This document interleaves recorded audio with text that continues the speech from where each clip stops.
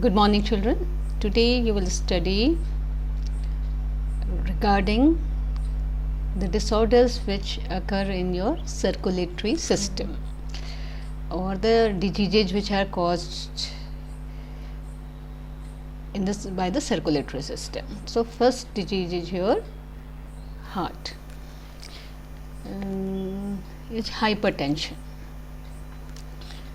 See, it is commonly known as high blood pressure. Hyper means high, tension.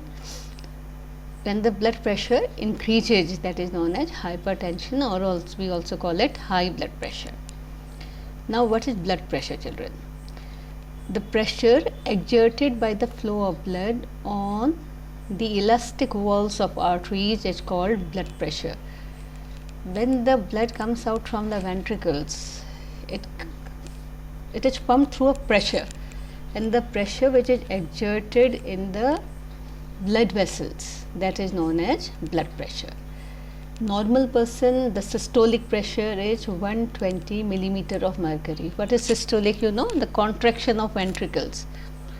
So that is 120 millimeter of mercury, means the pressure is more, and when the ventricles relax, the pressure reduces. So the diastolic pressure is 80 millimeter of mercury, and it is commonly written by as 120 by 80 millimeter of mercury. So normal blood pressure is 120 upon 80 millimeter of mercury, and the instrument which we use to measure it is known as sphygmomanometer.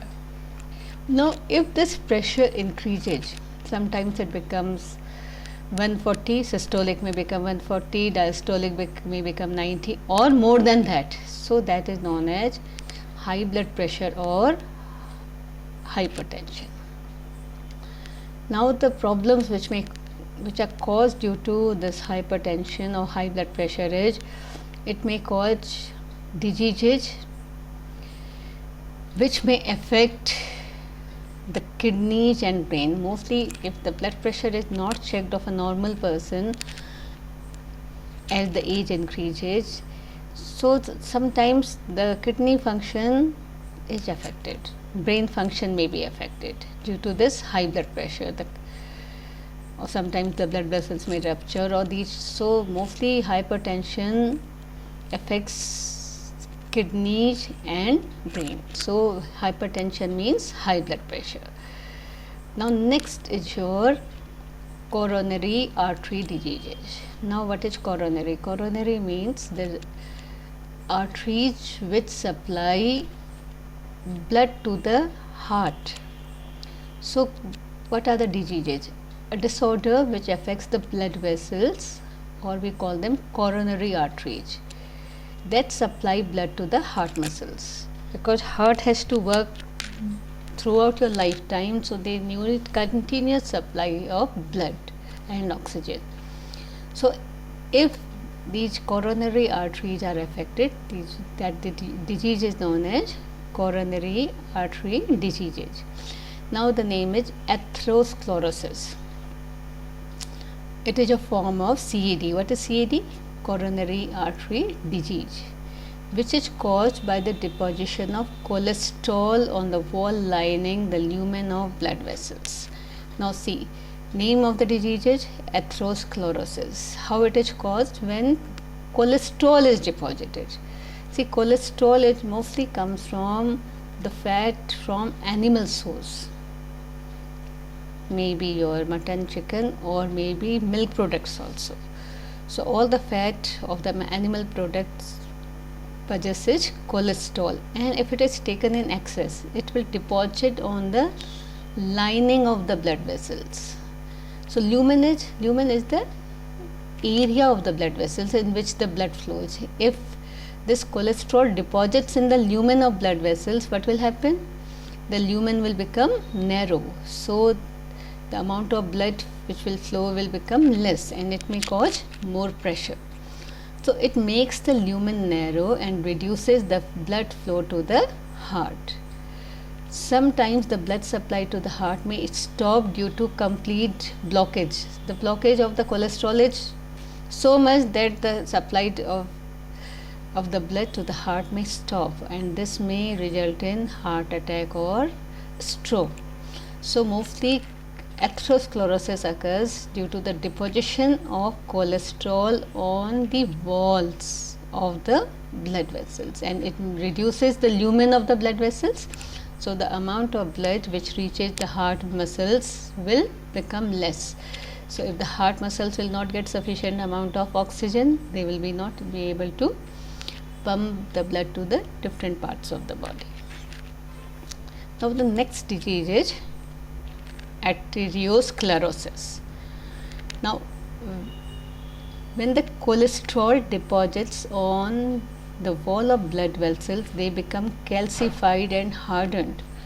See, cholesterol deposits in the arterioles.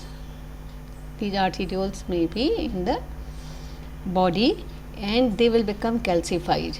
So they become hard and they lose their elasticity. So such blood vessels lose their elasticity and become stiff, apart from having narrow lumen. See, cholesterol has deposited, so the lumen has become less. The space for blood flow will reduce. Second thing, they become, due to calcification, they become hardened. So they become stiff. So the blood leaking from the ruptured wall may clot and block the pathway of the blood flow. From these blood vessels, if the blood ruptures, it may block, and that is called thrombosis. Clot formation is thrombosis, and if the clot will form, what will happen? The further part will not get blood. So the clot formation or thrombosis in the coronary artery, if it affects your blood vessels of the heart, what will happen? May lead to heart attack or even death, because the whole heart, the arteries which are supplying blood to the heart, they may not get proper blood supply due to this clot, and which may lead to heart attack or even death. So this is also deposition of cholesterol which becomes calcified, and the arteries lose their elasticity and become stiff. So this is known as arteriosclerosis. First was atherosclerosis, which occurs in the arteries of the heart. This occurs in the arteries of the heart as well as the body. Now next is your angina pectoris. Angina pectoris is the pain in the chest. Sometimes if the amount of oxygen to the heart is not in sufficient amount, so there will be acute pain in the heart. You may have seen in the movies and all, and this is called angina pectoris. It is only a temporary disorder. If you relax for some time, you can get relieved from this pain also. So it means chest pain. It occurs due to any condition that affects the blood flow to the heart muscles. So due to this, enough oxygen is not supplied to the heart muscles, and a symptom of acute chest pain occurs. So this is known as angina pectoris, when the pain occurs in the chest due to that enough oxygen is not supplied to the muscles of the heart. That is known as angina pectoris. Now heart failure. See, it is the state of the heart when it cannot pump sufficient blood to meet the needs of the body. The supply of the blood to the heart is less, and more often the cause for this condition is congestion of the lungs. Because if your lungs are congested, means if sometimes the mucus is filled in your alveoli and all, so the amount of oxygen to the blood vessels will not be sufficient, mostly to the heart muscles. So it will not be able to pump sufficient blood to meet the needs of the body, and that is known as heart failure. And mostly it is due to the congestion of lungs. And next is heart attack. It is the condition when a part of heart muscles are suddenly damaged by an inadequate blood supply. See, what may happen? The clot may occur, that cholesterol may deposit, and the flow of blood to the all the muscles of the heart may not be in a proper mode. So what will happen? Those muscles where the blood supply is not in sufficient amount, they will not work, and this is called myocardial infarction. So sometimes this is cured by putting stents also, because due to the deposition of cholesterol and all, the supply of the blood to those some part of the heart muscles is affected, and so that part of the heart will not be able to function properly because of inadequate supply of blood. So this is known as myocardial infarction or heart attack. And next is your cardiac arrest. It is a state of complete stoppage of heartbeat, sudden and complete loss of cardiac function when your heart is not functioning. So what will happen if your heart is not functioning? It may lead to your death. This is known as cardiac arrest. Now children, how this activity of the heart is controlled? Let us see. Regulation of heart activity. See, normal activity is auto-regulated. Your heart is myogenic. Myogenic means electrical impulses are auto-generated by the nodal tissue. You know what are nodal tissue? The SA node, which acts as a pacemaker, then it transfers it to the AV node, then bundle of His and Purkinje fibers. So normal activity is auto-regulated by specialized muscles, nodal tissue. So nodal tissue is the SA node and AV node. Therefore, the heart is called myogenic, because myogenic means auto-regulated. In certain animals, it is neurogenic. It is regulated by the nervous system. Now, special neural center in medulla oblongata can moderate the cardiac function through autonomic nervous system. Children, the autonomic nervous system is the nervous system which is regulated autonomically, and it consists of two types of nerves: sympathetic and parasympathetic. Sympathetic nervous system operates when you are in stress or you have to do an activity. The heart rate will increase, breathing rate will increase. That is done by the sympathetic, which increases, and which brings it to normal. That is known as the parasympathetic nervous system. That is, these are done by autonomic nervous system. So autonomic nervous system also has two types of nervous system: sympathetic and parasympathetic. See, resting heart rate of a normal person is about 70 beats per minute.